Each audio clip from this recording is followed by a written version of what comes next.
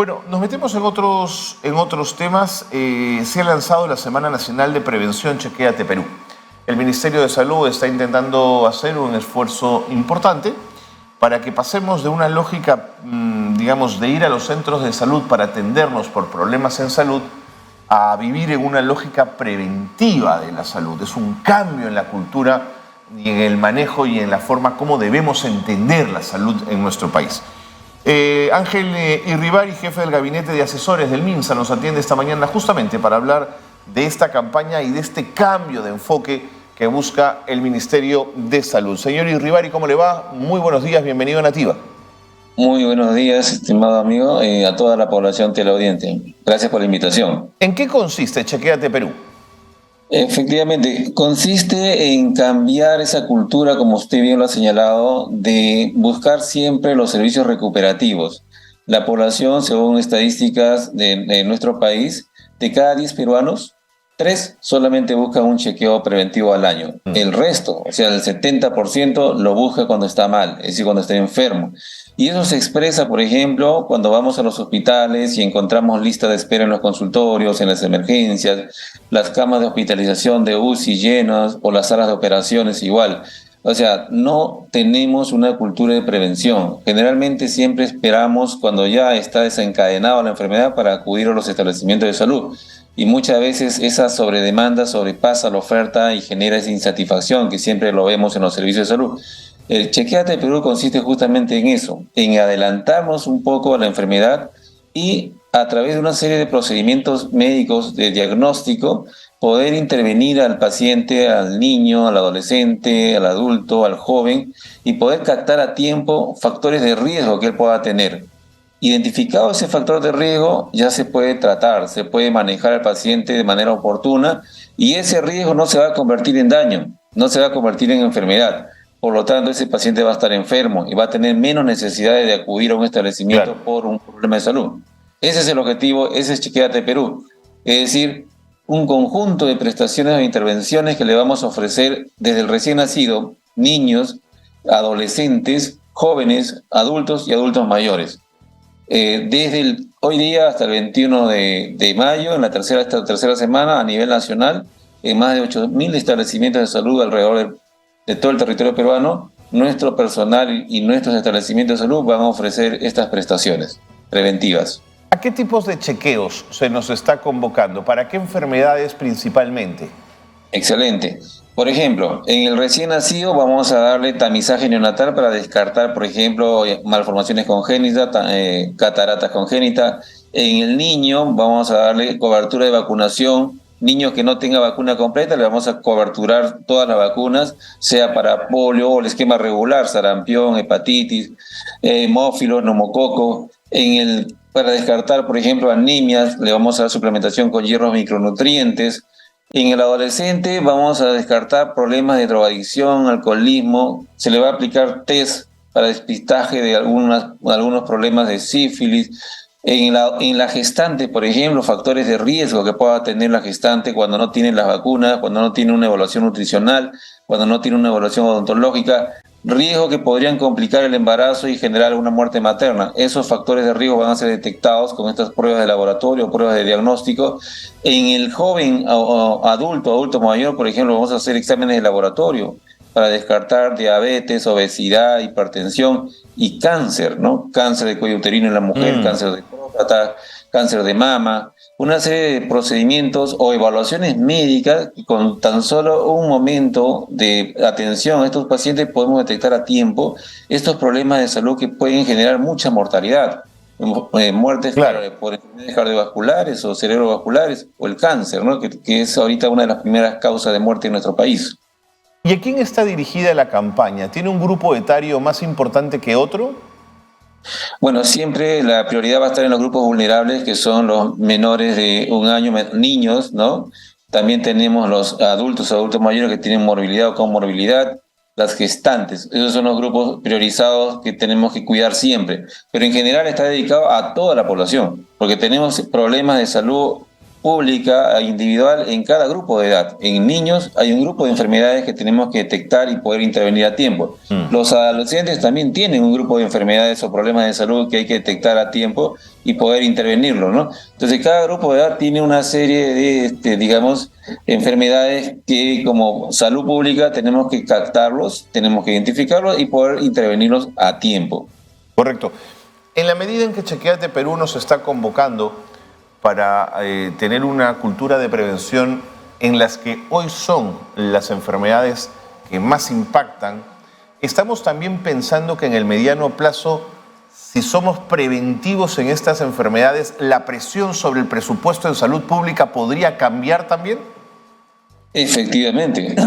Mira, siempre ha sido una preocupación de los gobiernos de turno en los últimos años, 10, 20 años, el tema de la prevención.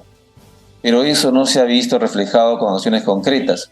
Una acción concreta, por ejemplo, es lo que usted menciona, el presupuesto. O sea, yo no puedo decir, voy a lanzar una política preventiva si no le doy las condiciones, los recursos, claro, para que pueda eso ejecutarse e implementarse.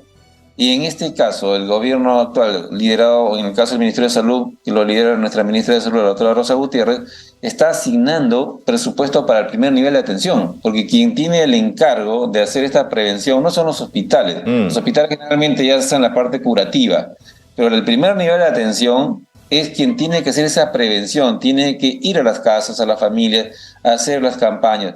Si no le damos fuerza, capacidad resolutiva, infraestructura, equipamiento, personal y las mejores condiciones con inversiones, obviamente esto no va a funcionar. Y en este caso, en Punche, Perú, por ejemplo, se ha aprobado 401 millones de soles para fortalecer la capacidad de infraestructura y equipamiento, de los cuales el 35% está orientado al primer nivel de atención.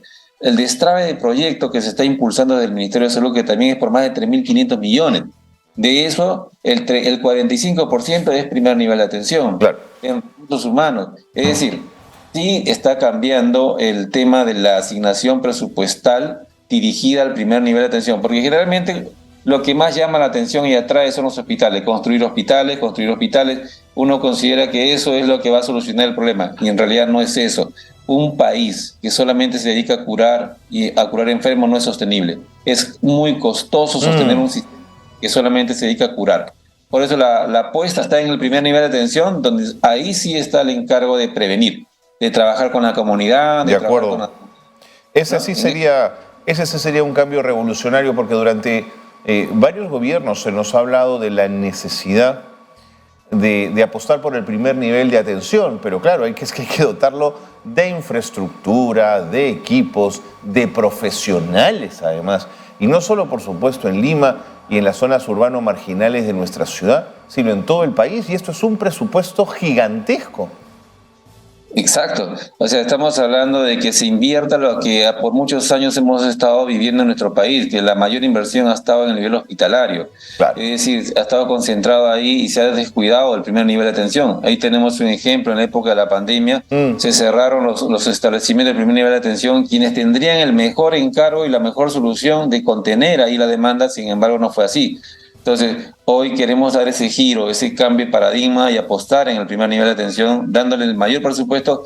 ¿Por qué? Porque si la población no encuentra respuesta allí, se va a pasar directo a los hospitales, que es lo que está sucediendo. Sin duda. Entonces, tenemos que fortalecer el primer nivel de atención dándole capacidad de respuesta, infraestructura, equipamiento y capacidad de recursos humanos.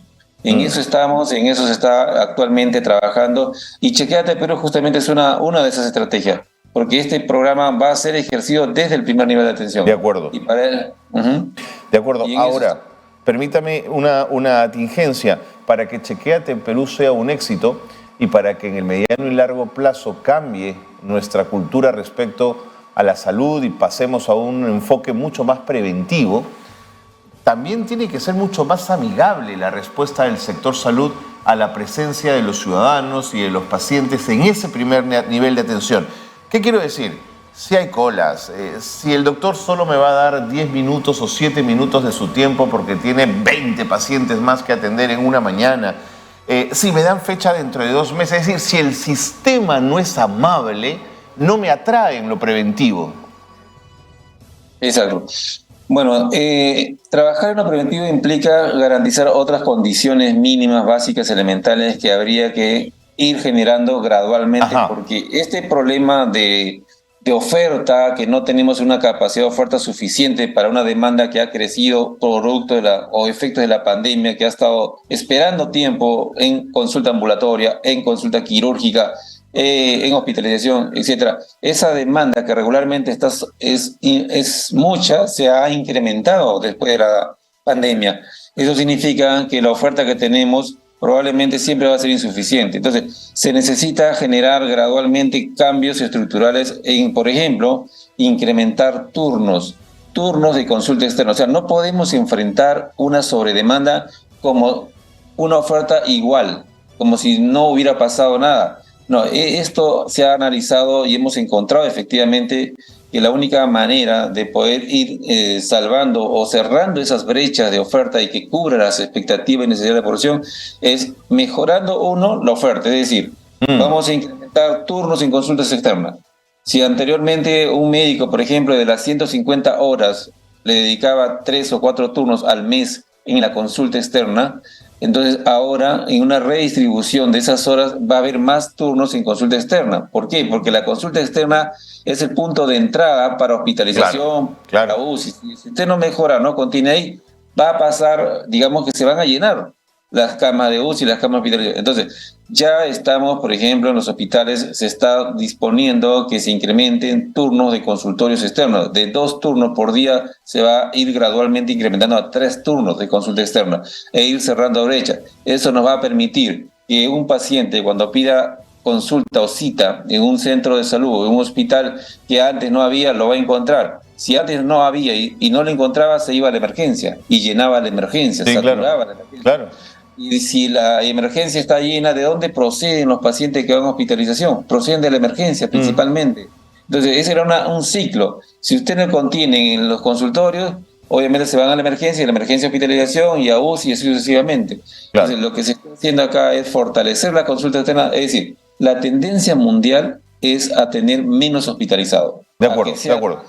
más Pero, ambulatorio. pero me parece interesante cómo lo plantea, señor Rivari, porque es verdad, cuando uno tiene una dolencia y no puede esperar un mes y medio, que no es una dolencia gravísima, pero es una dolencia que molesta, que genera dolor, uno no está pensando en ese mes y medio de la consulta externa. Lo que va es a emergencia, ¿no es cierto?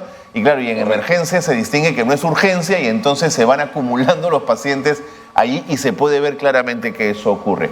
Ahora, creo que ese es un esfuerzo importante. Vamos a ver si, sobre todo si tiene continuidad en el tiempo, porque son políticas de largo aliento en las que hay que confiar, en las que hay que creer y en las que hay que invertir. Sobre la sobredemanda en estos momentos donde el dengue está tan presente, ¿cómo han podido manejar esta situación?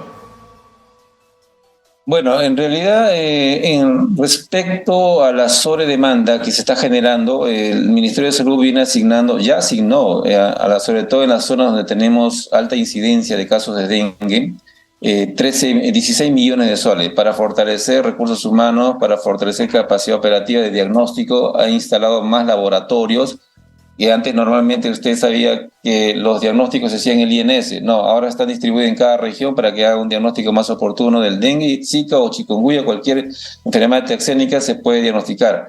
Se ha fortalecido con más personal profesional para las unidades clínicas, por ejemplo, profesionales que estén capacitados para manejar casos de dengue, tanto en Lima como en regiones. Mm, Con la nueva declaratoria de emergencia ya salió ese decreto supremo, se está asignando 35 millones de soles también para las regiones, sobre todo ya no en 13, sino en 20 regiones, que refuercen las acciones de prevención y de control del dengue.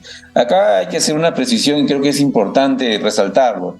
El dengue es una enfermedad que todos los años se presenta y tiene estrategias ya definidas, que va por un lado por la población y va por otro lado por el sistema de salud.